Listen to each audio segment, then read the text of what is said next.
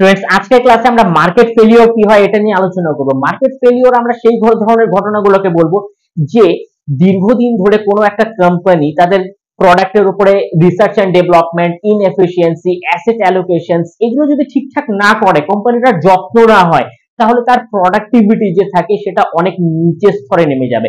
মানে আগে যে প্রোডাকশন সুন্দরভাবে হতো এখন সেটা আর থাকবে না। তো আস্তে আস্তে কি হবে, সেই প্রোডাক্টের যে গ্রহণযোগ্যতা আছে আস্তে আস্তে তলানিতে গিয়ে ঠেকবে এবং প্রোডাক্টের যে একটা পপুলারিটি থাকবে সেটা আস্তে আস্তে কমে যাবে, সেটা হারিয়ে ফেলবে। এই ধরনের ঘটনাকেই মার্কেটে আমরা মার্কেট ফেলিওর বলে থাকি প্রোডাকশনস এর পয়েন্ট অফ ভিউতে। চলো এক্সাম্পলস এর মাধ্যমে আমরা জেনে নিই। যখন নতুন ভবেশ আগরওয়ালের ওলা স্কুটার মানে ইলেকট্রিক ভেহিকলস মার্কেটে লঞ্চ করেছিল, সবাই বলছিল এটা নেক্সট জেনারেশনস এর একটা ভেহিকল হতে চলেছে।